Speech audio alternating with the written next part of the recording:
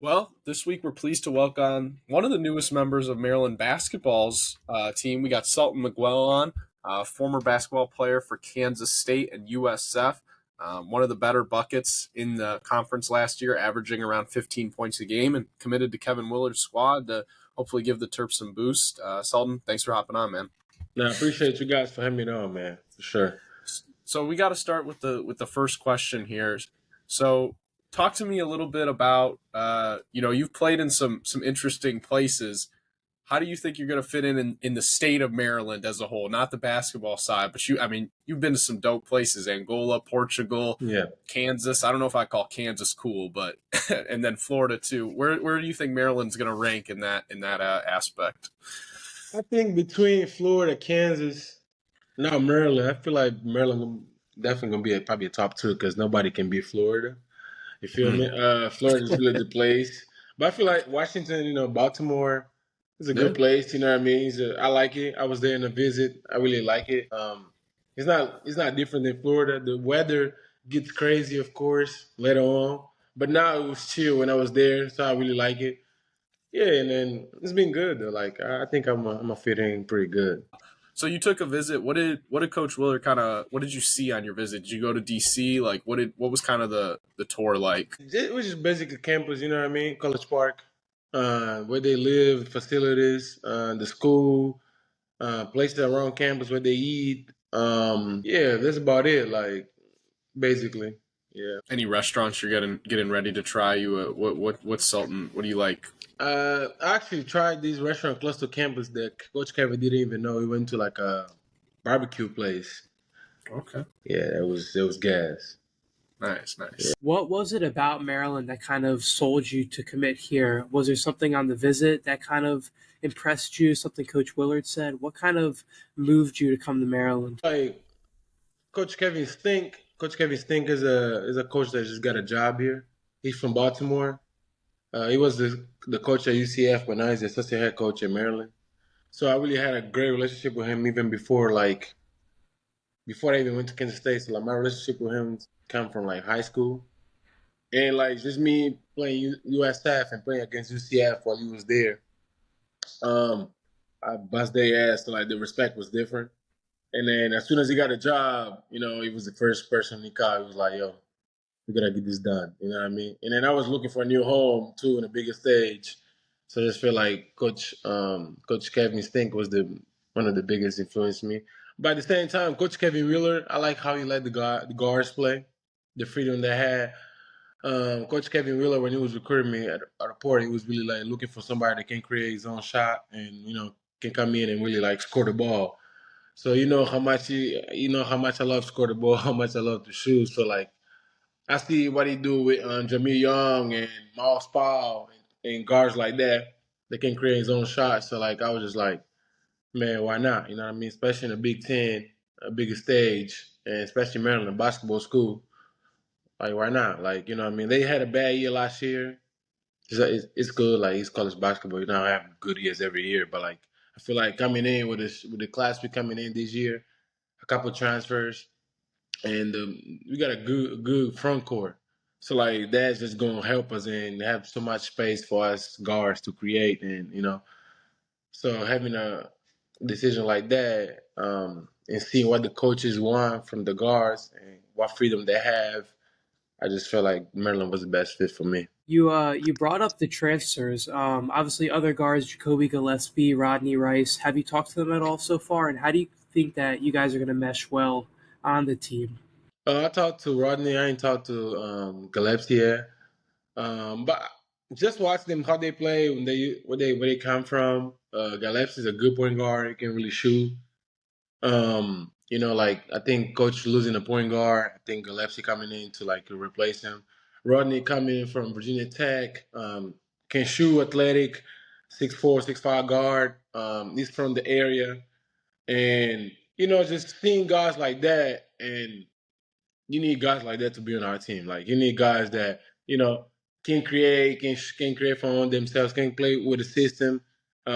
Two-way guards that can like push the ball and just like just create offenses, just like Coach Kevin wanted to play fast And his guard dominance. To be honest, his system, his guard, guys got the ball in their hands. So like having guys like that with experience already, they already play college basketball and coming to their conference, just having everybody older.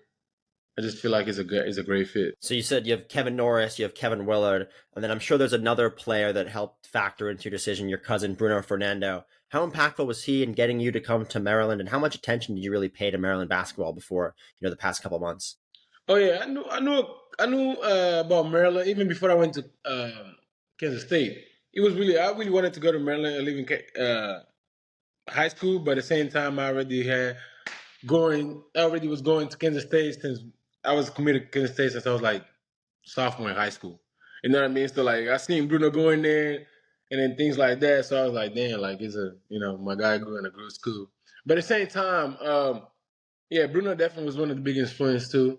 Like just trying to come to Maryland, being the second Angola player in Maryland and trying to keep his legacy going. You know what I mean? The thing he left doing great things. So there's my point too, is going there and do great things individually and collective.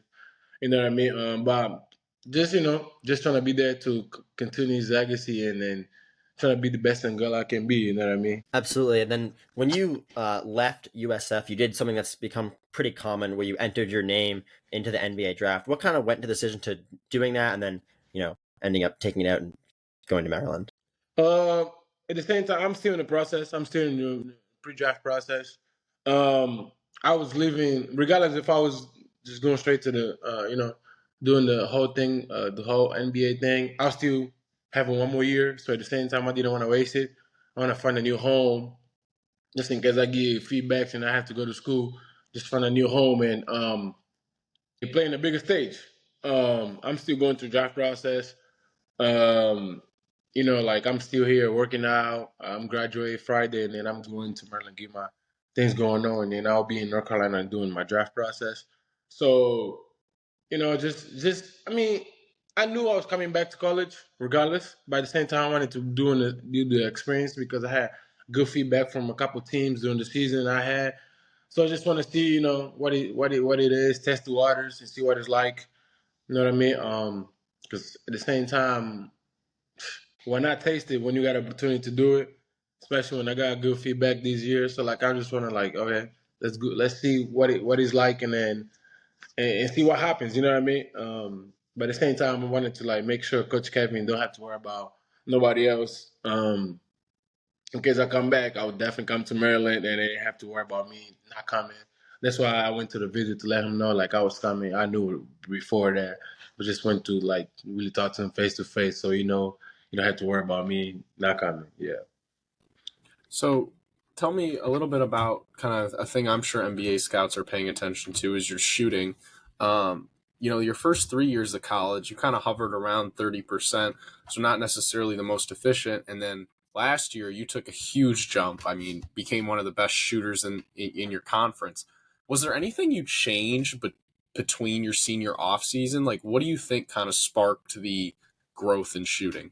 Okay, so I'll give you a breakdown. I'll say like Kansas State, first 3 years, I was just trying to do everything I could to really be on the floor. So like I wasn't really give a excuse my language. I really did not care about. It's okay. We're pro swearing on this podcast. So like I did not really care about like really working on my shooting. Like I was just trying to like be that athletic guard that plays defense, trying to be on the court.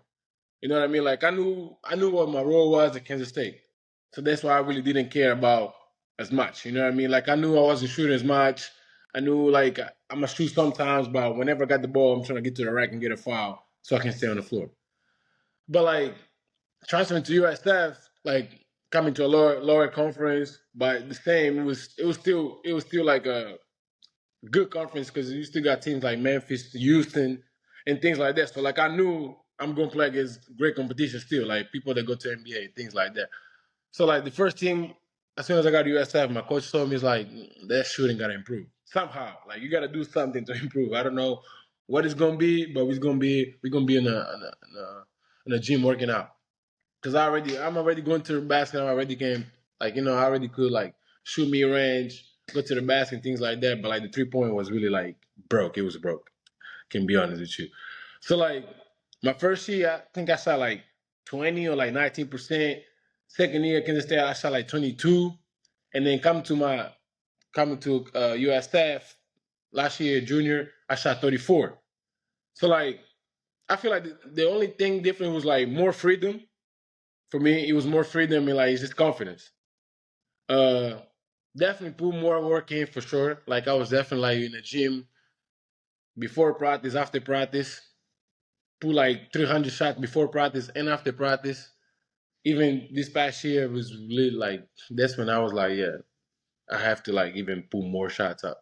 So yeah, I feel like the difference was really like just be more confident and really put more shots up than I was because I knew like this past year USF my role would increase to be a two-way player, not just like just playing my role. So like I would shoot the ball more. So like I would definitely have to be more efficient, and that's what it was. Well, that was really it though. Just putting more shots up and really stay in the gym a lot more. Kind of talking about roles a little bit. What's the type of role that you kind of envision yourself playing for the Terps next year? Are you a guy who's going to be in the starting lineup? Are you going to stay as the sixth man? Kind of where do you see yourself? Oh nah. Okay, I'll say it right here. Like I was a six man this year because like I had an agreement with my coach about being a six man. So like as being one of the captains, so other people could follow. Doesn't mean I liked it. Okay, like we just gonna put this out there. Like some people think I liked it. No, I like it. I mean, of course I did it for the team for the better because we won the championship. But at the same time, it's me and the coach agreement. But coming to Maryland, not to be a six man for sure, not coming to because like I improved every year. I improved every year. Come from average 7 points to coming average 15 points. So every year my stats went up from shooting 20 to like shooting almost 40%. And then I think during the season, even after we played Memphis, I was shooting like 47%. So I was like top 5 in the country. So like people can see my improvement. It's not just me talking. Talking to Coach Kevin, he's just looking for somebody that can come in and really produce right away. You see that in me, you see that killer in me. That's my goal coming there. Of course, start. But at the same time, if I don't, like, I'm not here to, like, I feel like we got good guards. Whoever starts is going to be the best for the team. You know what I mean? But, like, Coach Kevin recruited me to come and start and really, like, play right away.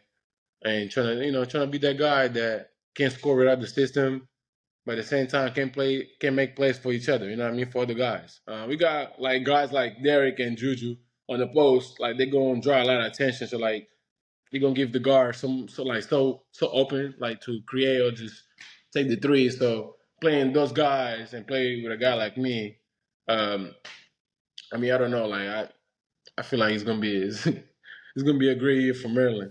That's all I can say. Talk to me a little bit. Now this is kind of funny, so I got to get your perspective. After you committed, John Rothstein put out a tweet about, you committed to Maryland or whatever, and apparently there's a group project or something like that. Take me through what happened with that, because that was one of the funniest shit I've ever seen, bro. That thread, I was crying. So like I committed, right? I committed, and we had this project to do the next day. So I think the guy, my classmate, because he was literally doing the project, and then I didn't like send it the project because I was supposed to send it like around 7, but like I already had the project, and then I think after I committed, I didn't send the project. He thought I left. So like he texted me even before he tweeted, like he texted me, but like I was doing the interview, so like I couldn't text him back. So he really thought like, oh, this man didn't text me He's just back. ghosted. So like he just left. Next thing you know, I text him after the interviews.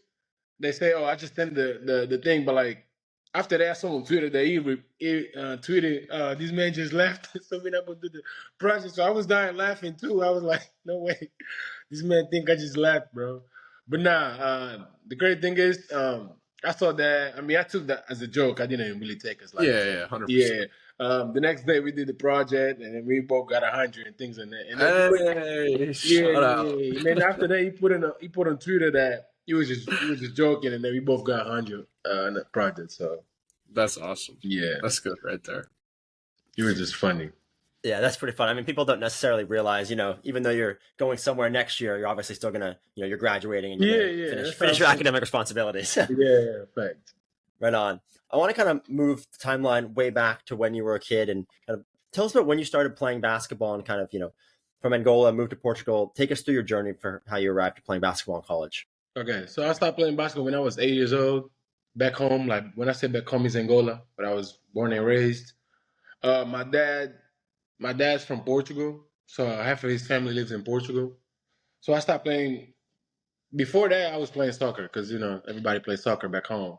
So I was playing, and then I stopped playing basketball when I was 8. But then I really took basketball serious when I moved to Portugal when I was 10, and I played from like 10 to like 14. That's when I really like took serious because I say I don't want to play soccer no more. I was getting taller because I was when I was 8, I was like 5'5". Then I was 10, 11, I was like 6'1". I'm on 6'2". So that's when I was like, yeah, I gotta stick with that. And then moved to Portugal. I went to a military school in Portugal while I was playing basketball. So like playing there and things like that, it was just like I used to live in school, so like I used to have the night times to go practice, like to go practice basketball, and then come right back to school. So like I was living in school, go and play, and come right back. So like I didn't have anything else to do but school and basketball.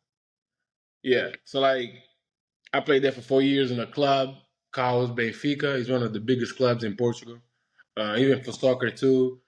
But then I got a scholarship. They saw me play here, the school here, College West Oaks Academy, where I came to high school here in Orlando. They saw me play. My older brother was already here, and they liked it. After that, they offered me a scholarship to come here as a freshman. Next thing you know, I got everything situated. Came here as a freshman. I was 14, 15. Yeah, I don't really remember no more. But yeah, came here as a freshman. The first thing was like the language. I came here without speaking no English. So I had to pick that shit up quick as fuck. You know what I mean? Like, came here in the summer. The good thing was that I came here in the summer, so I still had like them 3 months before high school started. So I could have learned like a little bit of, pick it up a little bit. So I got to high school. Um, yeah, got to high school after the AAU thing.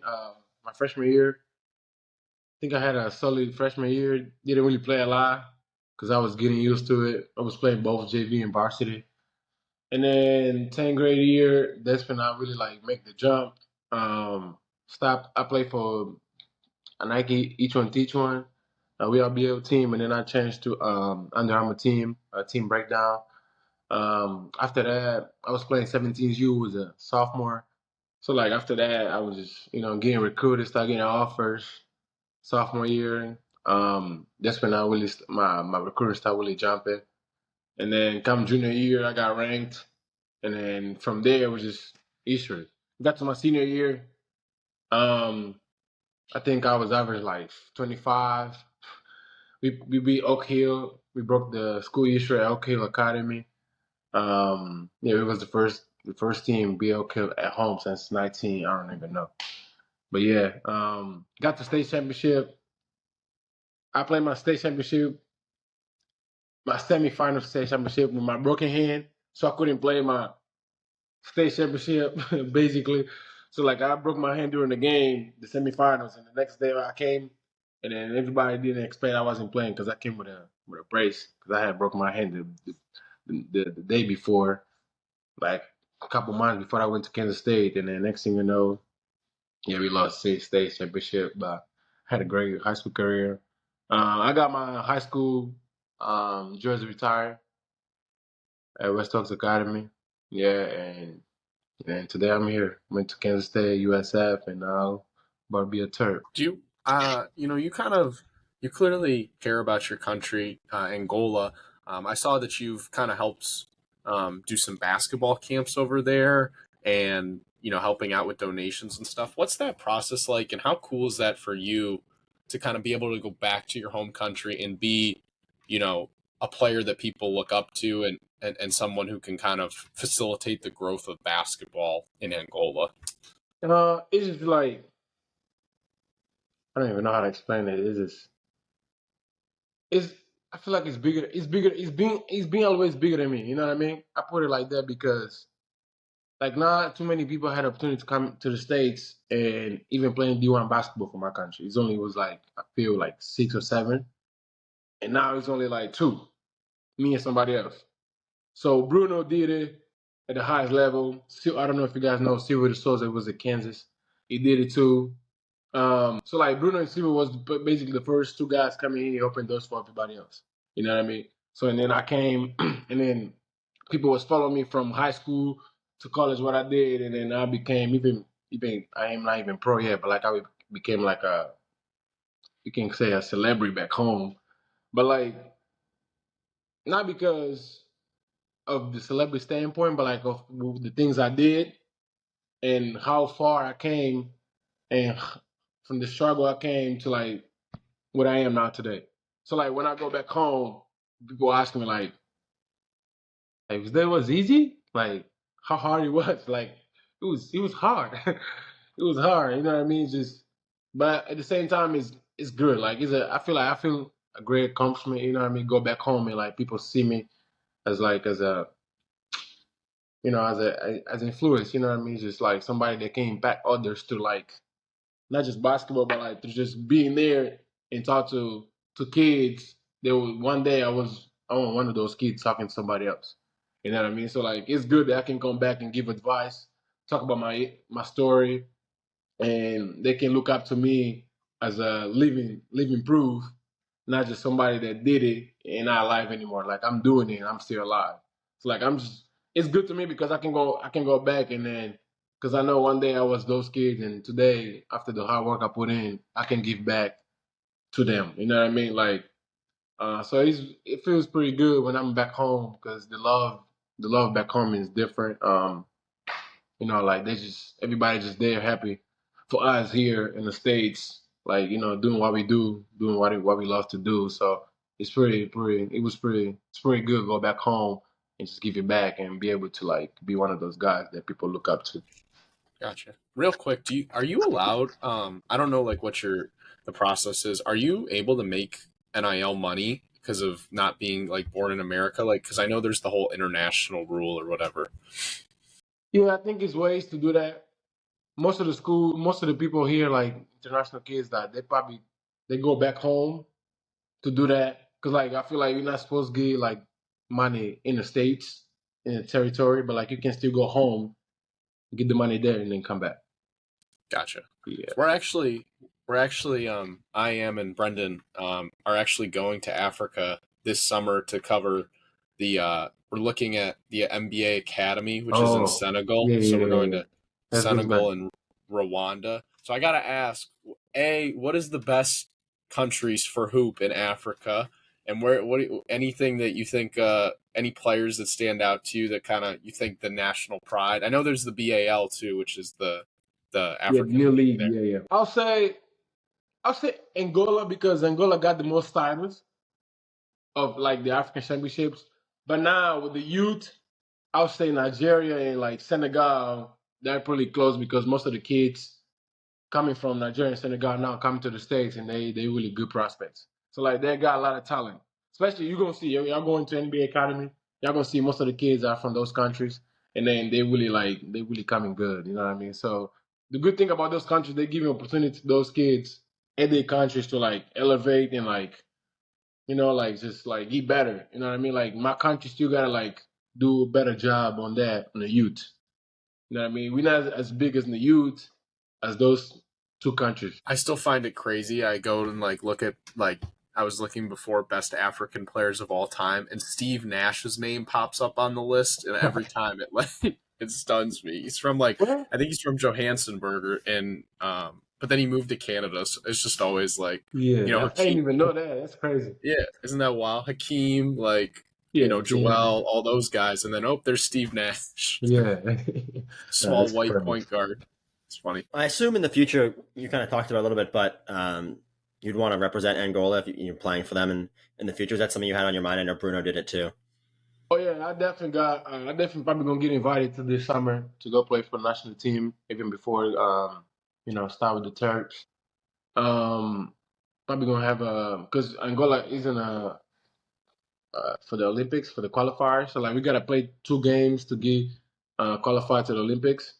So like I'm getting invited, so it just depends on Coach Kevin if he's gonna let me go or not. But I talked to him about it, and then we're just gonna keep talking about it. But like he's cool with it with the decision, I guess.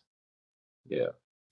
All right, Selton, we got one more question for you. It's actually multiple ones, but it's we do like a rapid fire round. So I'm just going to hit you with a bunch of questions right in a row. These are on basketball, off basketball. So just kind of we'll move through these quickly to wrap it up. Are you ready? Yeah, I'm ready.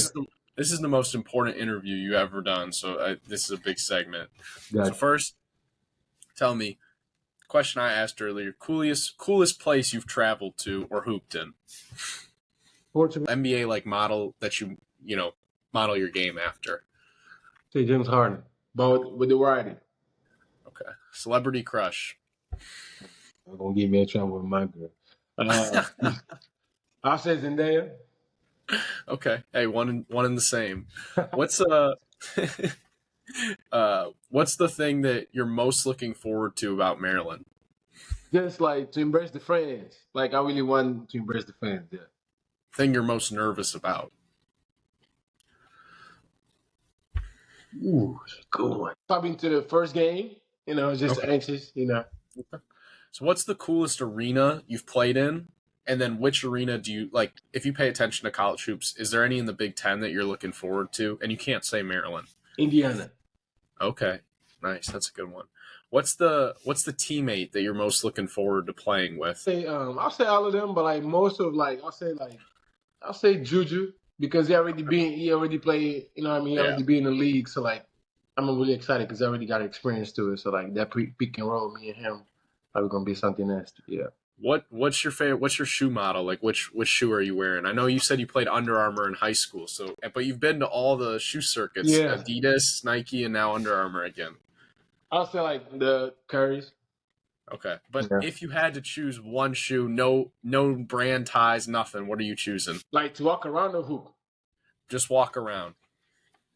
No brand. I'll say New Balance. What's your favorite post practice snack? Like you're getting something to eat. First, I'll say like peanut butter sandwich with a mango smoothie.